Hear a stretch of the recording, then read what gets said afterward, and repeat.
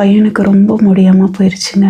அவனை நேற்று ஹாஸ்பிட்டலுக்கு கூட்டிகிட்டு போனேன். அவனை தனியாக நான் பேலன்ஸ் பண்ணி கூட்டிகிட்டு வர்றதுக்கு ரொம்பவே கஷ்டப்பட்டுட்டேங்க. காலில் கட்டை பிரிச்சுட்டு தையல் பிரித்தாங்க. கால் நடுவில் நல்ல பெரிய சதையாக எடுத்திருக்காங்க. அதனால் காலில் ஒரு பள்ளம் இருக்குது. அதனால் மறுபடியும் கட்டு போட்டு விட்டுருக்காங்க புண்ணு ஆறணும் அப்படின்றதுக்காக. அந்த இடத்துல ரொம்ப பெரிய காயமாக இருக்குது. பையனுக்கு காலுக்கு எக்ஸசைஸ் கொடுத்தாங்க. அவனை நடக்க வைக்கிறதுக்கு ப்ராக்டிஸ் பண்ணாங்க. அவனுக்கு எக்ஸசைஸும் சொல்லி கொடுத்துருக்காங்க என்ன வீட்டில் பண்ணணும் அப்படின்னு. அவனை நடக்க வைக்கிறப்போ அவனுக்கு ரொம்ப மயக்கமாயிருச்சு. நெஞ்செல்லாம் வலிக்குது அப்படின்னு சொல்லிட்டான். மூச்சு விட முடியல அப்படின்னு சொல்லிட்டான். என்ன பண்ணுறதுனே தெரியலைங்க. ரொம்ப பயமாயிருச்சு. அப்படியே ஒரு சேரில் அவசரமாக அவனை உட்கார வச்சுட்டு அவனோட வேர்வையெல்லாம் துடைச்சி விட்டாங்க. டாக்டரை நேற்று ஹாஸ்பிட்டலில் போய் தான் பார்த்தேன். நீங்கள் நேராக ஹாஸ்பிட்டலுக்கே வந்துடுங்க அப்படின்னு சொல்லிட்டாரு. அதனால் ஆப்ரேஷன் பண்ண ஹாஸ்பிட்டலுக்கு தான் போனேங்க. கொஞ்சம் அவனுக்கு தண்ணி கொடுத்து அவன் வேர்வையெல்லாம் துடைச்சிட்டு அவனுக்கு கொஞ்சம் காற்று வர மாதிரி பண்ணிவிட்டு அதுக்கப்புறம் அவனை மெதுவாக டாக்டர்கிட்ட கூட்டிகிட்டு போயிட்டோம். ஃபிசியோதெரபிஸ்ட்டு கூடவே வந்து நல்லா சப்போர்ட் பண்ணார். அவன் உடம்புல சத்து இல்லாததுனால தான் இந்த மாதிரி நடக்கிறப்போ அவனுக்கு மயக்கம் வருது அப்படின்னு டாக்டர் சொன்னார். இன்னும் கொஞ்சம் நாள் ஆகும். அவன் திட உணவாக எடுத்துக்கிட்டால் தான் கொஞ்சம் மயக்கம் குறையும் அப்படின்னும் சொன்னார். திரவமாக எடுத்துக்கிட்டு இருக்கான்ல, அதனால தான் அவனுக்கு டயர்டாகுது சீக்கிரமாக அப்படின்னு சொன்னார். டியூப்பை எடுத்தாங்களா இல்லையா அப்படின்றத சொல்கிறேன். இன்னும் ஒரு 2 வாரத்துக்கு இந்த டியூப் இருந்தால் உனக்கு தாண்டா நல்லது அப்படின்னு டாக்டர் சொன்னார். தயவு செஞ்சு எடுத்துருங்க டாக்டர் அப்படின்னு அவன் கையை வச்சு வேண்டாம் வேண்டான்னு சொன்னான். என்னால் முடியல, எனக்கு இங்கே இருமல் வந்துக்கிட்டே இருக்குது, தொண்டை ரொம்ப வலிக்குது அப்படின்னு சொல்லிக்கிட்டே இருந்தான். அப்புறம் அவன் ரொம்ப கஷ்டப்படுறான் அப்படின்றதுனால டியூப்பை ரிமூவ் பண்ணி விட்டுட்டாரு. டியூப்பை ரிமூவ் பண்ணதுக்கப்புறம் பையனுக்கு ரொம்பவே சந்தோஷமாயிருச்சு. ஆனால் எனக்கு தான் அவர் பெரிய வேலையை கொடுத்துருக்காரு. தாடையை இப்படியெல்லாம் வந்து அசைவு கொடுக்கக்கூடாது, எதையும் மென்று சாப்பிட்றக்கூடாது அப்படின்னு சொல்லியிருக்காரு. அது இல்லாமல் இப்போவும் லிக்விட் பதம் தான் கொடுக்கணும். ஆனால் இதுக்கு முன்னால் தண்ணி மாதிரி கொடுத்துக்கிட்டு இருந்தேன். ஃபுல்லாகவே வடிகட்டி ஒன்றுமே இல்லாமல் வெறும் தண்ணி மாதிரி கொடுத்தா தான் டியூப்பில் போகும் அப்படின்றதுக்காக அப்படி கொடுத்தேன். ஆனால் இப்போது கஞ்சி பதமாக கொடுக்கலாம். அதனால் அவனுக்கு எல்லா கஞ்சிகளும் போட்டு கொடுக்கலாம். மிக்சியில் அரைச்சி கூட கொடுக்கலாம். ஸ்ட்ரா வச்சு சைடில் வாயில் வச்சு குடிக்க சொன்னார். இந்த பக்கம் எந்த ஒரு உணவும் போகாத அளவுக்கு ஒவ்வொரு தடவையும் அவன் சாப்பிட்டதுக்கப்புறம் அவனுக்கு வாயை க்ளீன் பண்ணி விட சொன்னார். அந்த சிரஞ்சை வச்சு ஸ்ப்ரே அடிப்பேன்ல, அதை வச்சு ஒவ்வொரு தடவையும் க்ளீன் பண்ணிக்கிட்டே இருக்கணும். எந்த உணவும் இந்த பக்கம் இருக்கவே கூடாது, அப்படி இருந்ததுன்னா இன்ஃபெக்ஷன் ஆகும் அப்படின்னு சொன்னார். நான் கண்டினியூஸாக அவனை கேர் பண்ணிக்கிட்டே இருக்கணும் வாய் விஷயத்தில். இனிமேல் இத்தனை நாள் டியூப்பில் போயிட்டு இருந்ததுனால வாயை ஒரு நாளைக்கு 3 தடவை மட்டும்தான் க்ளீன் பண்ணிகிட்டு இருந்தேன்.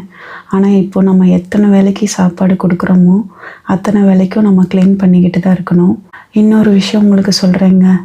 ஒரு வழியாக பையன் டியூப் எடுத்ததுக்கப்புறம் வாயை வந்து க்ளோஸ் பண்ணிட்டாங்க. இப்படி வாய் ஓப்பனில் தான் இருந்தது இத்தனை நாள். ஏன்னா அவனுக்கு வந்து வாயை க்ளோஸ் பண்ண முடியல. நல்லா அவனுக்கு வந்து வாய் மூமெண்ட்டு கொஞ்சம் கொடுக்க வச்சு வாயை வந்து க்ளோஸ் பண்ண சொன்னார்.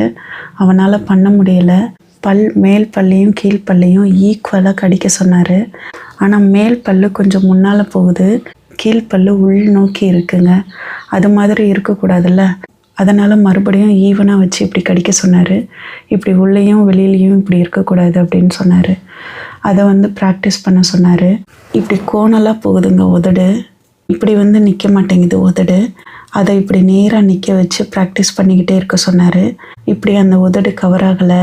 இன்னொன்று பல்லும் முன்னையும் பின்னையும் இப்படி இருக்குது அப்படின்னா வாய்க்கு கம்பி கட்டணும் அப்படின்னு சொல்லிட்டாரு. வாய்க்கு கம்பி கட்டுறதுன்னா ஃபுல்லாகவே கட்டி விட்டுருவாங்களாம், கொஞ்சமாக கேப் கொடுப்பாங்களாம். அதில் ஸ்ட்ரா வச்சு நம்ம உணவு கொடுக்கணும். அப்படின்னா இன்னும் ரொம்ப கஷ்டமாயிரும்.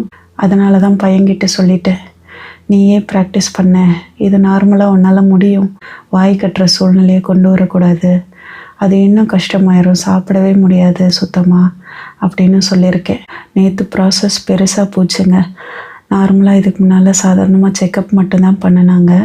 ஆனால் நேற்று அவனுக்கு மூமெண்ட் கொடுக்கறதுக்கான எல்லா ப்ராசஸையும் கரெக்டாக பண்ணாங்க. அவன் இயல்பு வாழ்க்கையை வாழணுன்றதுக்கான ப்ராக்டிஸ் நேற்று கொடுத்தாங்க. எல்லாமே சரியாக பண்ணிகிட்ருக்காங்க. பையன் உடம்பளவில் வீக்காக இருக்கானே தவிர அவன் நல்லா குணமாகிட்டு வந்துட்டுருக்கான். உங்கள் எல்லாருக்குமே நான் மறுபடியும் நன்றி சொல்லிக்கிறேன். தொடர்ந்து ப்ரே பண்ணிக்கோங்க. ஃபுல்லாகவே அவன் சரியாயிடணும். அவன் எல்லார் மாதிரியும் நார்மலாக இருக்கணும். அது வரைக்கும் உங்கள் ப்ரேயர் தொடரணும் பிள்ளைக்காக ப்ளீஸ்.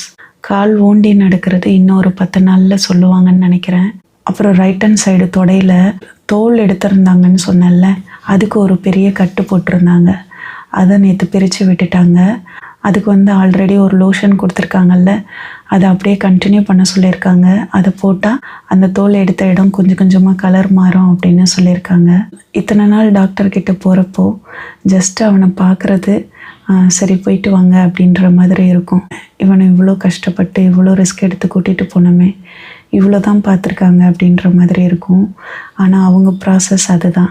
அவனுக்கு எந்த டைமில் எதை செய்யணும் அப்படின்றது அவங்களுக்கு நல்லாவே தெரிஞ்சிருக்கு. நேற்று போனப்போ நிறைய விஷயங்கள் பண்ணியிருக்காங்க. அது எல்லாத்தையும் அவங்கக்கிட்ட ஷேர் பண்ணியிருக்கேன்.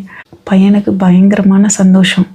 அந்த டியூப்பை எடுத்துட்டாங்க, இதுக்கப்புறம் நிம்மதி அப்படின்ற மாதிரி இருக்கான். ஏதோ பெருசாக ஒரு கஷ்டம் அவனுக்கு போனது மாதிரி அவன் ஃபீல் பண்ணுறான்.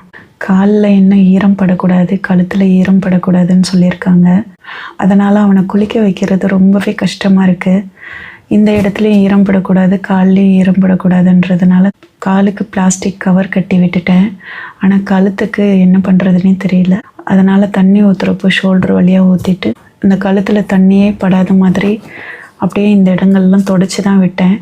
டாக்டரே சொன்னாருங்க, பையன் ரொம்ப நல்லா இம்ப்ரூவ் ஆகிட்டுருக்காமா, ரொம்ப சந்தோஷமாக இருக்குது அப்படின்னு. எனக்கு அதை கேட்குறப்போ ரொம்ப ரொம்ப சந்தோஷமாக இருந்தது. இதை நான் சொல்கிறேன்ல, உங்களுக்கும் ரொம்ப ரொம்ப சந்தோஷமாக இருக்கும்னு எனக்கு தெரியும். ஏன்னா அவன் குணமாகணும்னு எவ்வளோ பேர் ஆசைப்பட்டுட்ருக்கீங்கன்னு எனக்கு தெரியும். இனி ஜூஸ், கஞ்சி இதெல்லாம் கொடுக்கலாங்க. அவனுக்கு சத்தானதாக கொடுத்து அவன் உடம்பை தேற்றணும். என்னதான் இருந்தாலும் அவன் மென்று சாப்பிட்றப்ப தான் அவன் உடம்பு தேரும். இப்போதைக்கு எந்த மூமெண்ட்டும் இந்த சைடு கொடுக்கக்கூடாது. எலும்பை 4 விதமாக இப்படி வச்சுருக்காங்களாம். அது விலகிரும் அப்படின்னு சொல்கிறாரு. அதனால தான் மூமெண்ட்டு கொடுக்கக்கூடாது அப்படின்னு சொல்கிறாரு. இவ்வளோ கஷ்டப்பட்டது வேஸ்ட் ஆகக்கூடாது அப்படின்னு சொல்கிறாரு. சரி, நாங்கள் கரெக்டாக ஃபாலோ பண்ணிக்கிறோம் அப்படின்னு சொல்லிட்டேன் டாக்டர்கிட்ட. எனக்கு பேசுகிறப்பெல்லாம் இந்த தொண்டை ரொம்ப கரகரன்னே இருக்குங்க. பேசுகிறப்போ ஒவ்வொரு தடவையும் தொண்டையை கரெக்ஷன் பண்ணிக்கிட்டே தான் பேசிகிட்ருக்கேன். இது இப்போ இல்லை, ரொம்ப மாதமாக இது இருக்குது. ஆல்ரெடி வீடியோக்களில் கூட நான் சொல்லியிருப்பேன் இந்த பிரச்சனையை பற்றி. நேற்று காலையில் சின்ன பையனுக்கு என்ன சமைச்சு கொடுத்தேன்னு தெரியுமாங்க? கொண்டக்கடலையை வச்சு சூப்பரான ஒரு ரெசிபி செஞ்சு கொடுத்துருக்கேங்க பையனுக்கு. கொண்டக்கடலையை ஸ்கூலில் சாப்பிட்டு முடிக்கிறதுக்கு ரொம்ப லேட் பண்ணுறாங்க. அதனால தான் கொண்டக்கடலையை மிக்ஸி ஜாரில் போட்டு நல்லா அரைச்சிட்டு அதை இட்லி பானையில் போட்டு நல்லா வேக வச்சு பீஸ் போட்டு அதை கட் பண்ணிக்கிட்டேங்க. இப்போ இந்த பீஸில் கொஞ்சமாக மிளகாய்த்தூள், மஞ்சள் தூள், உப்பு 3ஐயும் சேர்த்துக்கிட்டேங்க. கொஞ்சமாக லெமன் பிழிஞ்சு விட்டுட்டேங்க. கொஞ்சமாக எண்ணெய் ஊற்றி 2 பக்கமும் கிளறி எடுத்துட்டேங்க. அவ்வளோதான், சூப்பரான கட்லெட் ரெடி ஆயிடுச்சா? பார்க்குறதுக்கே எவ்வளோ அழகாக இருக்குன்னு பாருங்கள். இதை நல்ல ஜூமிங்கில் காட்டுறேன் பாருங்கள். நான் இதை செஞ்சு முடிக்கிறப்போ பையன் பாதி சாப்பாடை சாப்பிட்டுட்டான். ஈவினிங் ஸ்கூல் விட்டு வந்ததுக்கப்புறம் நான் செஞ்ச ப்ரெட்டை எவ்வளோ அழகாக அவனுக்கு கட் பண்ணி கொடுக்குறேன் பாருங்கள். இதை கட் பண்ணதுக்கப்புறம் உங்களுக்கு பார்க்குறதுக்கு எப்படி தோணுதுங்க? அப்படியே ரஸ்க்கு மாதிரியே இருக்குங்க. பார்த்தீங்களா? இதை இன்னும் நல்லா ஹீட் பண்ணினோன்னா ரஸ்க் மாதிரியே மாறிடும்ல. இதை ஃப்ரிட்ஜில் வச்சுட்டு தான் பையனுக்கு எடுத்து கொடுக்குறேன். ஆனால் சாஃப்ட்னஸ் குறையவே இல்லை பாருங்கள். பையனுக்கு இதை சாப்பிட்றதுக்கு கொடுத்தேன். ரொம்ப ரொம்ப சந்தோஷப்பட்டான். ரொம்ப நல்லா இருக்குன்னு சொல்லிக்கிட்டே சாப்பிட்டான். அடிக்கடி செஞ்சு கொடுங்க அப்படின்னு வேற சொன்னாங்க. இந்த வீடியோ பிடிச்சிருந்ததுன்னா மறக்காமல் லைக் பண்ணிக்கோங்க. ஹைப் ஆப்ஷன் கொடுத்துருங்க. நன்றி, வணக்கம்.